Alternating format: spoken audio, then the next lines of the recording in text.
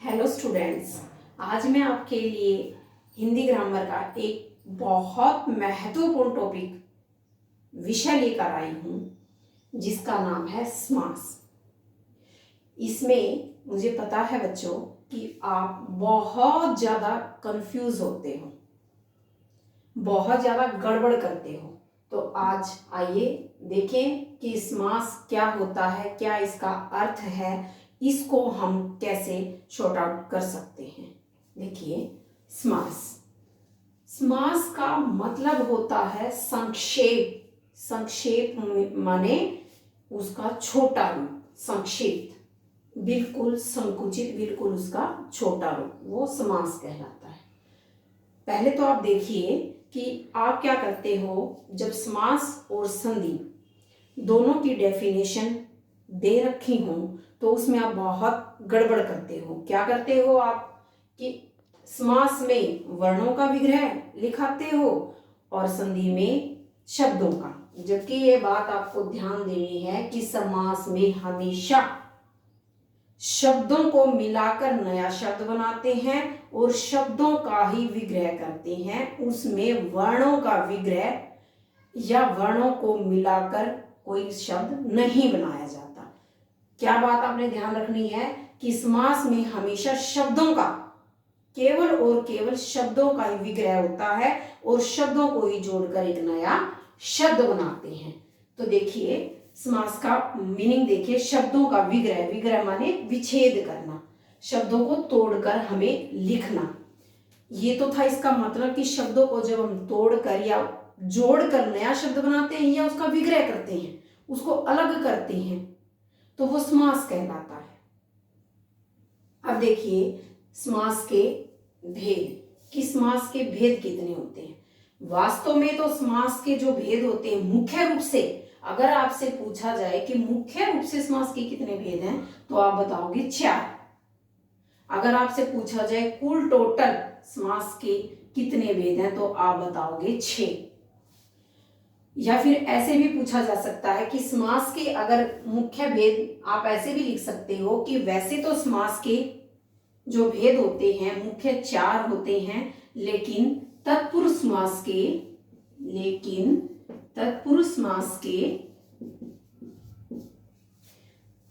2 उपभेद होते हैं या भेद होते हैं, जैसे कर्मधारय समास, दूसरा द्विगु समास। ये जो दोनों हैं, ये तत्पुरुष समास के भेद होते हैं।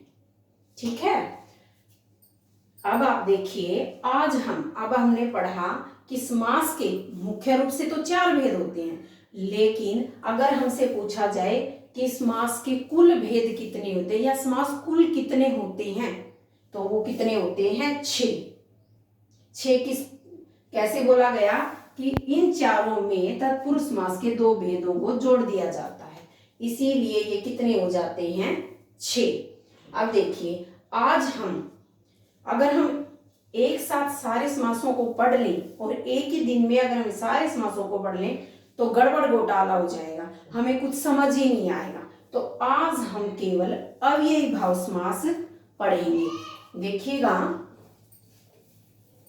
अव्ययी भाव समास, इसमें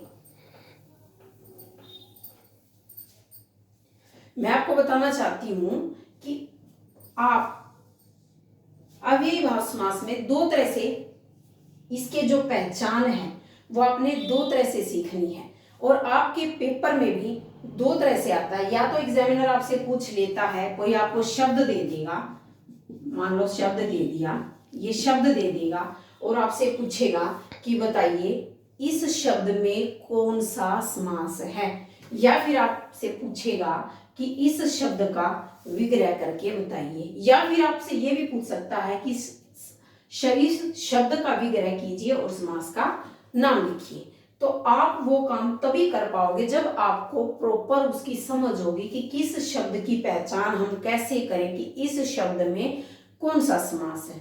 तो देखिए, आप सभी बच्चों को अपनी नोटबुक में, अपनी कॉपी में 5 नियम, 5 लक्षण जो अव्ययीभाव समास के हैं वो लिख डालने हैं और उसके बाद उनको समझना है और आपने दिमाग में बिठा लेना है। तो इसका अव्ययीभाव समास का फर्स्ट नियम देखिए, ध्यान से सुनिए कि जो भी शब्द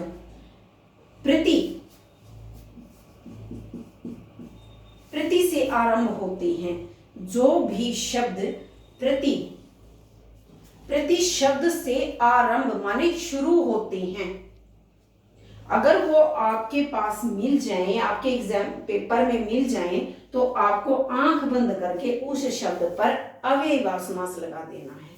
जैसे प्रतिदिन, ये हमारा पहला नियम है कि जो प्रति वाले शब्द होते हैं वो सभी के सभी किस में आते हैं, अव्ययीभाव समास में आते हैं। जैसे है प्रतिदिन, प्रतिदिन माने हर रोज, प्रतिरोज, हर रोज।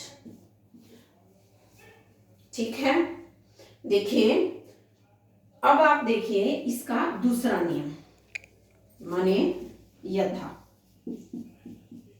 यानी कि जो भी शब्द, अगर कई बार ऐसा होता है कि प्रति वाले शब्द आपको ना मिले, प्रति वाला एग्जामिनर ना दे, तो आप देखिए नेक्स्ट यथा, यानी कि जो शब्द यथा से शुरू होते हैं, जो भी शब्द यथा से प्रारंभ होते हैं, उनमें भी अव्ययीभाव समास का प्रयोग किया जाता है।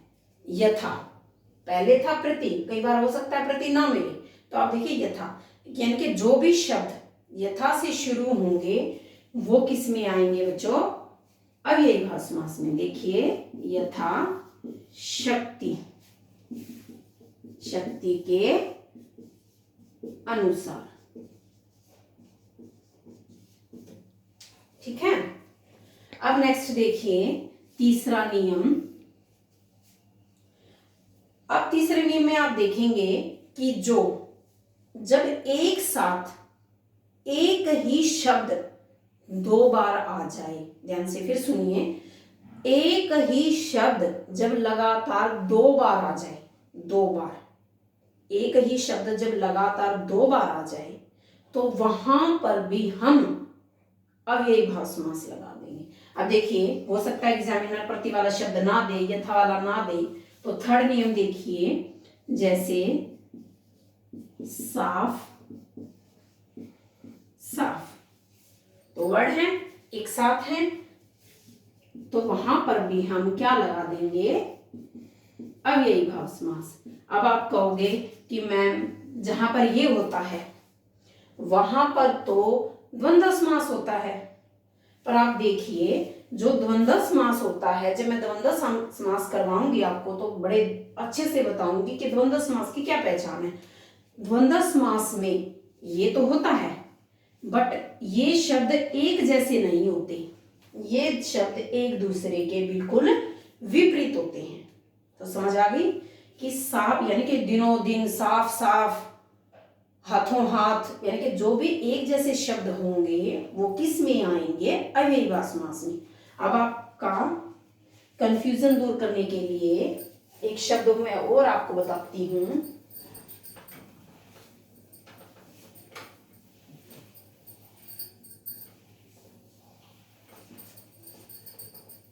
जैसे कई बार आ जाता है धर्मा धर्म।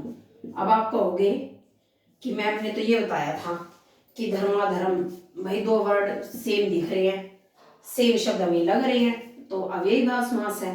पर बेटा जब आपको विग्रह पे डिपेंड होता है कि कौन सा समास है, विग्रह करने से पता चलता है। अब आप देखिए इसकी साउंड क्या आ रही है, धर्मा धर्म मीन्स धर्म और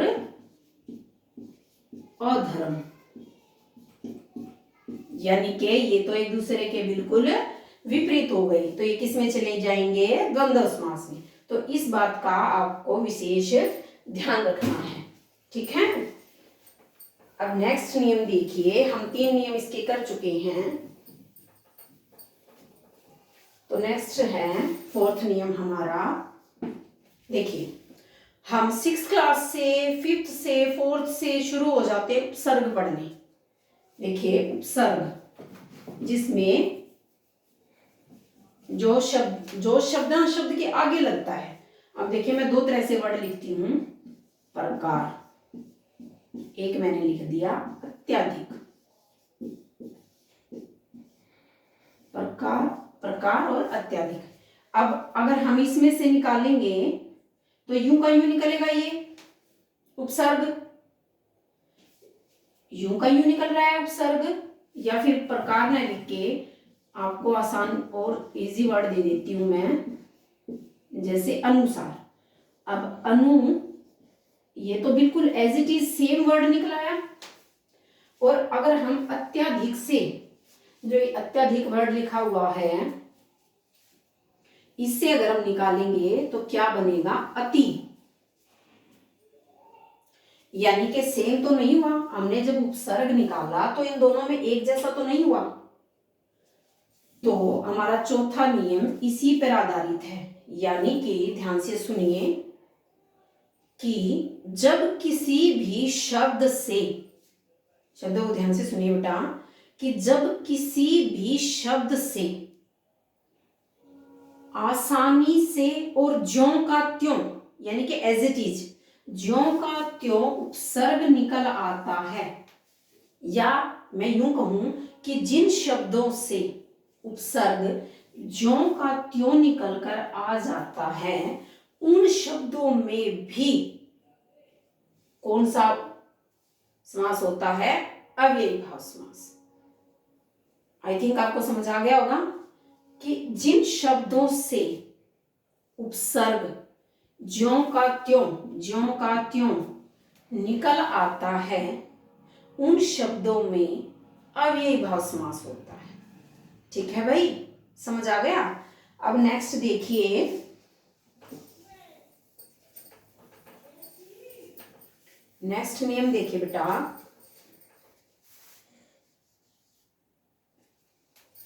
नेक्स्ट नियम है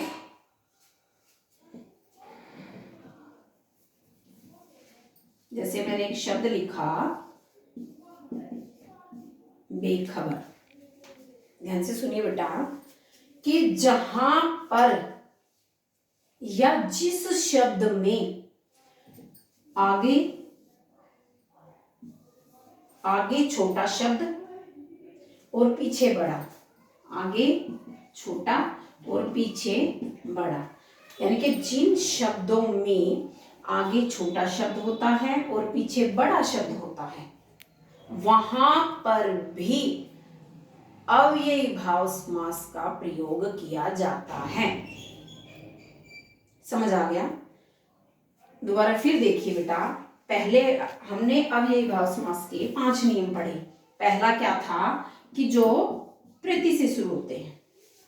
दूसरा क्या था, जो शब्द यथा से शुरू होते हैं।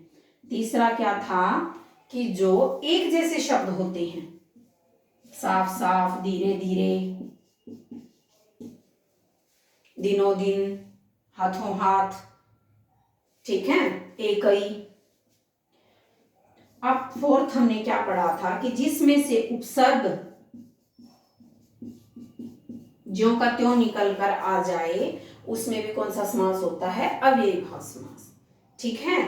नेक्स्ट हमने क्या पढ़ा था कि जहां पर जिस भी शब्द में आगे छोटा और पीछे बड़ा शब्द हो, आगे छोटा और पीछे बड़ा शब्द हो, वहां पर भी क्या आता है, अव्ययी भाव समास।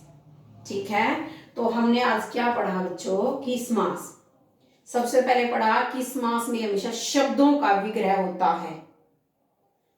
ठीक है, वर्णों का इसमें कोई भी रोल नहीं होता, कोई भी भूमिका नहीं होती। वर्णों की भूमिका हमेशा संधि में होती है। और समास का जो शाब्दिक अर्थ होता है, संक्षेप या छोटे रूप में। ठीक है। ठीक, अब देखिए आपने क्या पढ़ा आज कि जो समास के भेद होते हैं, मुख्य रूप से जो उसके भेद होते हैं वो कितने होते हैं, 4, और कुल कितने भेद होते हैं, 6। या ये मान ले हम जो समास के तत्पुरुष जो समास है उसके दो भेद होते हैं, कौन कौन से? विभु और कर्मधारय समास। ठीक है, तो और अव्ययी, आज हमने क्या पढ़ा? अव्ययी, अव्ययी भाव समास। मुझे लगता है कि आपको अव्ययी भाव समास समझ आ गया होगा। तो हम अपनी नेक्स्ट वीडियो में कौन सा समास पढ़ेंगे? तत्पुरुष समास। तो प्लीज मेरी वीडियो को लाइक, सब्सक्राइब और शेयर कीजिए।